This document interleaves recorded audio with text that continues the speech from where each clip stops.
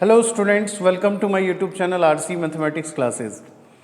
आज हम लोग ट्रिग्नोमेट्री जो ऑलरेडी हम लोग ट्रिग्नोमेट्री से रिलेटेड जितने भी फार्मूला है वो सारा ऑलरेडी कर चुके हैं। आज हम लोग ट्रिग्नोमेट्री से रिलेटेड कुछ क्वेश्चंस करेंगे जो काफ़ी इम्पॉर्टेंट है और ट्रिग्नोमेट्री को समझने में काफ़ी आसानी होगा यदि ये प्रॉब्लम्स हम लोग सॉल्व करेंगे। ओके, तो जो फार्मूला वगैरह हम लोग किए हैं उसके एप्लीकेशंस देखेंगे। ओके, तो सबसे फर्स्ट में एक चीज़ मैं बताना चाहूँगा कि जितने भी प्यारे बच्चों आप लोगों के लिए कि अभी समय है, अभी कुछ नहीं बिगड़ा है, अभी समय है, अभी कुछ नहीं बिगड़ा है, देखो सुयोग तुम्हारे पास खड़ा है, करना है जो उसी में अपना चित्त लगा दो, अपने पे विश्वास रखो संदेह भगा दो। ओके, तो ये चीज़ याद रखना, अपने पे विश्वास रखो संदेह भगा दो, उद्योगी को कहाँ सुसमय मिल पाता, समय नष्ट कर कोई नहीं सुख पाता। इसीलिए बाबू अभी जो भी बोर्ड का एग्जामिनेशन देने वाले हैं उन लोगों के लिए मैं ये कविता मैंने बोला कि अभी समय है, अभी कुछ नहीं बिगड़ा है, देखो सुयोग तुम्हारे पास खड़ा है। मतलब अभी जो भी 6 मंथ है उसमें जेईई मेन भी है और फिर बोर्ड एग्जामिनेशन भी है, तो उस पर हम लोगों को फोकस करना है। 11th वाले जितने भी बच्चे हैं उन लोगों को अपना बेस को स्ट्रॉन्ग करना है। इसीलिए हम लोगों को बेस यदि स्ट्रॉन्ग होगा तो आगे चल के हम लोग तभी आईआईटी वगैरह में कर सकते हैं कुछ भी। तो बेस के लिए सबसे फर्स्ट में हम लोग ट्रिग्नोमेट्री से रिलेटेड कुछ क्वेश्चंस लेके आए हैं। ओके, और ट्रिग्नोमेट्री का एप्लीकेशंस हम लोग जानते हैं। ट्रिग्नोमेट्री का एप्लीकेशंस क्लास 12th में कैलकुलस में बहुत ज़्यादा है, क्योंकि विदाउट ट्रिग्नोमेट्री कैलकुलस नहीं हो पाएगा। ओके, तो जैसे एट फर्स्ट मैं एक प्रॉब्लम ले रहा हूँ, दिया हुआ 10 5π/12 प्लस कॉट 5π/12 इक्वल्स टू 4। ये हम लोगों को प्रूफ करना है। 10 5π/12 प्लस कॉट 5π/12, इसको हम लोगों को 4 लाना है। अब ऐसे हम लोग यदि देखें तो ये क्या है, तो 10 5π/12 इसका मतलब इसको हम लोग बोल सकते हैं 180/π से मल्टीप्लाई करें तो 15 12 180 75 डिग्री। बेसिकली बच्चों को हम लोग स्टार्टिंग में यही सिखाते हैं कि इसको डिग्री में कन्वर्ट करके करो तो ये आसानी से बनेगा। अब 75 को हम लोग कैसे कर सकते हैं, तो 10 75 डिग्री क्या होगा, तो इसको हम लोग लिख सकते हैं 10 45 प्लस 30, तो 10 45 1, 10a plus 10b 10a plus 10b और डिवाइडेड बाय फिर 1 माइनस 10a इंटू 10b। 10 45 1 होता है, 10 30 1/√3 होता है, फिर ये हो गया, फिर 1/√3 और ये √3 प्लस 1 डिवाइडेड बाय फिर √3 माइनस 1। सिमिलरली यदि हम लोग कॉट का करें, कॉट 5π/12 है ना, तो कॉट 5π/12 मतलब कॉट 75 डिग्री। इसको यदि हम लोग रेशनलाइज कर लें, √3 प्लस 1 फिर √3 प्लस 1 तो आएगा 3 plus 1 4, 4 plus 2 √3, 4 plus 2 √3 divided by 2, तो ये फाइनली आएगा 2 प्लस √3। सिमिलरली यदि कॉट 75 हम लोग निकालें तो कॉट 45 प्लस 30 और इसका भी हम लोग फॉर्मूला लगा के जब फाइनली इसको निकालेंगे तो ये आएगा 2 माइनस √3। अब यहाँ पर हम लोग क्या देख रहे हैं कि 2 प्लस √3 इसके जगह पे हम लोग पुट करेंगे 2 प्लस √3 और फिर 2 माइनस √3, ये दोनों कैंसिल आउट हो गया, 4 आ गया, तो आंसर आ गया, है ना। तो इस तरह से हम लोग ये एक बेसिक प्रॉब्लम देखें कि इसको हम लोग डिग्री में कन्वर्ट करके फिर इसको सॉल्व करेंगे, एकदम इजी वे में बन जाएगा। और इसको पाई में भी हम लोग सॉल्व कर सकते हैं, ठीक है। तो स्टार्टिंग में जो बच्चे अभी ट्रिग्नोमेट्री स्टार्ट किए हैं, कोशिश ये करना कि इसको डिग्री में कन्वर्ट करके करना, बाद में फिर ऑटोमेटिकली वो पाई वाला समझ में आ जाएगा कि पाई में इसको किस तरह से हम लोग कन्वर्ट करेंगे। ओके, नेक्स्ट प्रॉब्लम में आते हैं। ये भी प्रूफ करना है, sine x plus y divided by sine x minus y equals to proof करना है tan x plus tan y और फिर tan x minus tan y। Okay, अब इस प्रॉब्लम को कैसे हम लोग सॉल्व कर सकते हैं वो हम लोग देखेंगे अभी। जैसे इसको हम लोग दोनों तरीके से सॉल्व कर सकते हैं, RHS से LHS भी और LHS से RHS, दोनों में से कुछ भी कर सकते हैं। तो हम लोग एक काम करते हैं, RHS ले लेते हैं, ज़्यादा आसानी होगा। ये tan x है, इसको sin y cos कर सकते हैं हम लोग। ये tan y है, इसको हम लोग कर सकते हैं sin y by cos y divided by ये हो जाएगा sin x by cos x minus sin y by cos y। Okay, अब इसको हम लोग LCM लेते हैं, cos y cos x cos y ये दोनों में कटेगा, ये यहाँ पर आएगा, क्या होगा sin x cos y फिर cos x sin y और होल डिवाइडेड बाई फिर क्या होगा sin x cos y फिर minus cos x sin y। तो ये जो भी हम लोग अभी प्रॉब्लम कर रहे हैं, ये फॉर्मूला ऑटोमेटिकली याद हो जाएगा यदि फॉर्मूला हम लोग पर्टिकुलरली याद नहीं करते। तो क्वेश्चंस बनाएंगे, क्वेश्चंस में जितना ज़्यादा यूज़ करेंगे फॉर्मूला ऑटोमेटिकली याद हो जाएगा। जैसे यहाँ पर क्या है, sin a cos b plus cos a sin b, तो ये sin a प्लस b का फॉर्मूला हो गया, sin a प्लस b फिर sin a cos b minus cos a sin b, तो ये हो जाएगा फिर sin a माइनस b का फॉर्मूला। तो ये दो प्रॉब्लम हम लोग देखें, दोनों ही बेसिक प्रॉब्लम्स हैं। और इसके बाद हम लोग आते हैं नेक्स्ट। जैसे एक प्रॉब्लम है,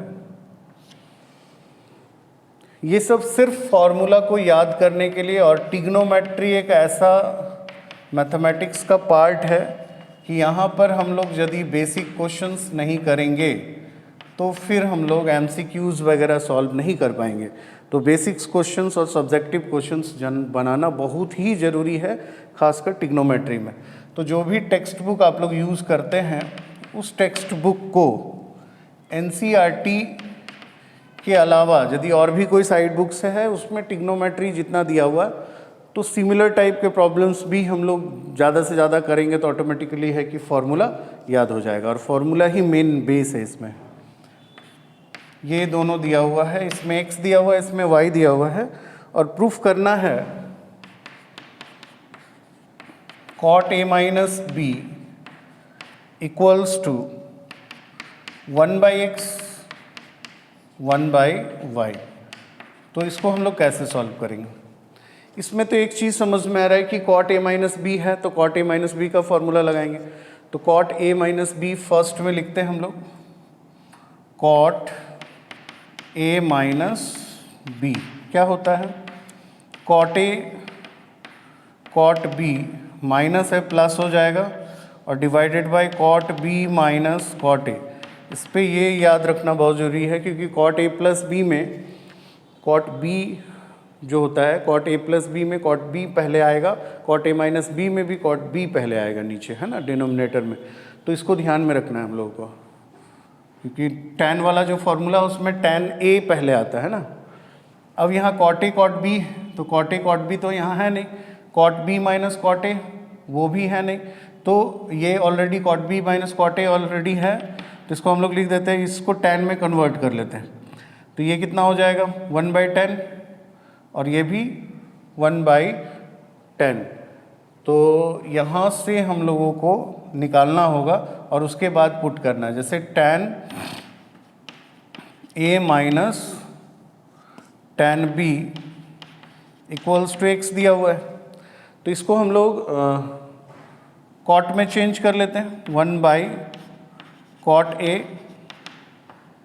माइनस 1/cot b, तो ये हो जाएगा cot b minus cot a equals to, ये x है और ये हो जाएगा x, है ना।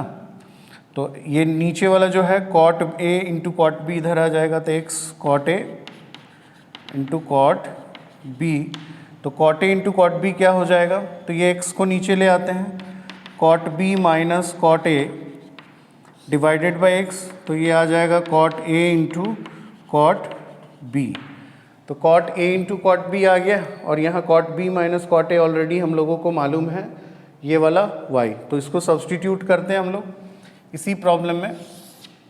यहाँ पर हम लोग इसको सब्सटीट्यूट करते हैं, cot a into cot b को यहाँ, तो यहाँ पर क्या लिखेंगे, पहले y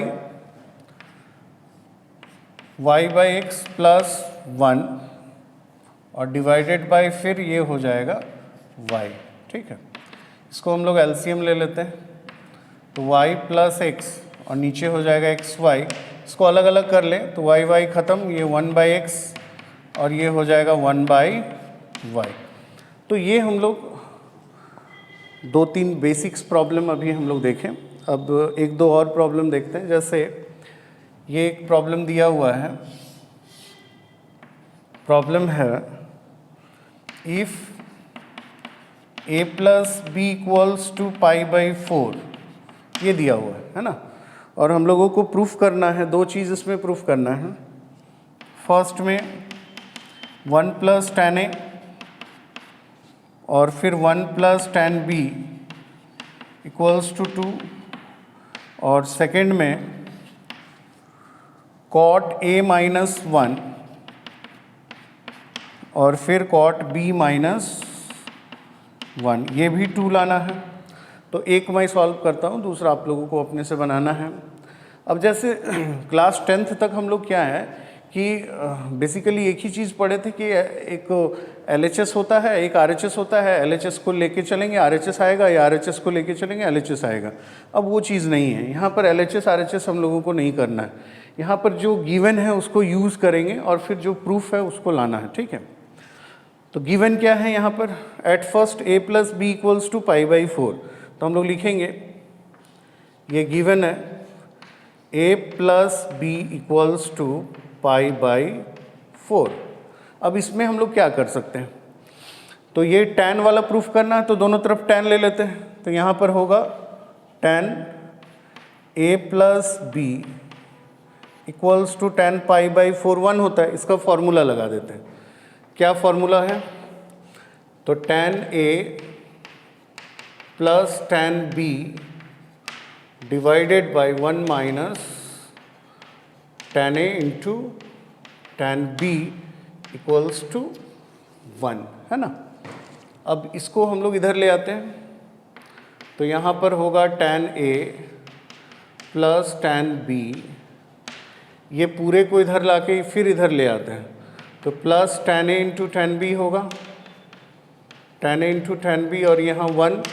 अब यहाँ पर हम लोग क्या देख रहे हैं कि इधर हम लोगों को लाना है 2, तो एक काम करते हैं कि यहाँ मल्टी जोड़ देते हैं, और तो जब इधर जोड़ेंगे तो इधर भी जोड़ देते हैं। अब ये दोनों को एक साथ रखते हैं, 1 प्लस tan a, और ये दोनों में क्या कॉमन आएगा, तो ये दोनों में tan b कॉमन आएगा, तो 1 plus tan a equals to कितना हो गया, 2, है ना। अब क्या होगा, ये दोनों से 1 प्लस tan a कॉमन आ गया,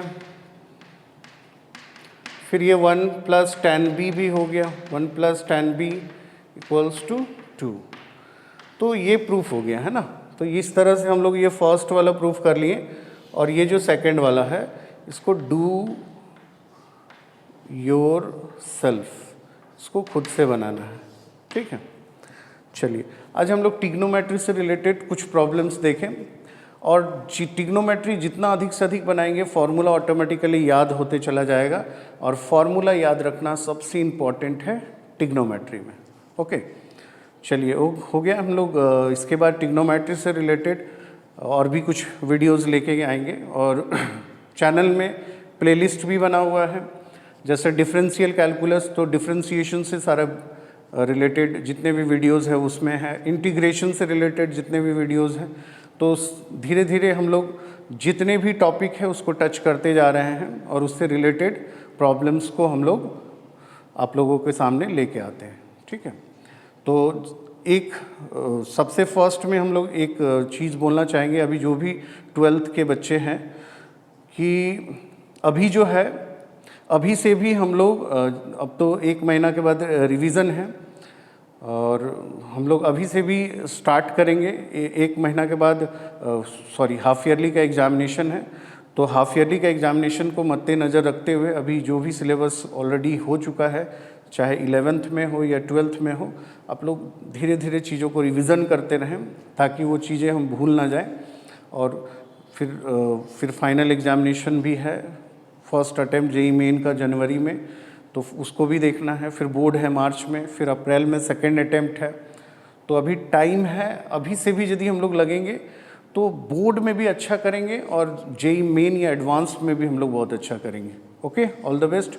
बट एक चीज़ है कि हम लोग को कॉन्स्टेंटली मेहनत करना पड़ेगा। अभी के बच्चों में मैक्सिमम क्या हो गया है कि एग्ज़ामिनेशन आता है तो उस टाइम वो लोग पढ़ाई स्टार्ट करते हैं, तो ये गलत तरीका शुरू से था और अभी भी है। मैक्सिमम बच्चे जो भी मतलब इसमें मेजॉरिटी ऑफ स्टूडेंट जो एग्ज़ाम के टाइम पे पढ़ते हैं उसमें से कुछ ही आध % जो बच्चे हैं, जो तेज़ बच्चे हैं, वो लोग ही अच्छा स्कोर कर पाते हैं या जेईई मेन या एडवांस कर निकाल पाते हैं। लेकिन एवरेज जो बच्चे हैं वो एवरेज में ही रह जाते हैं, मतलब वो 60s 70s में ही उन लोगों का नंबर आता है। फेल तो बहुत कम बच्चे करते हैं। ठीक है, तो चलिए ओके। हम लोग वीडियोज़ यदि आप लोगों को पसंद आता है तो चैनल को लाइक, शेयर एंड सब्सक्राइब कीजिए और अपने दोस्तों में ज़्यादा से ज़्यादा शेयर कीजिए। Thank you for watching.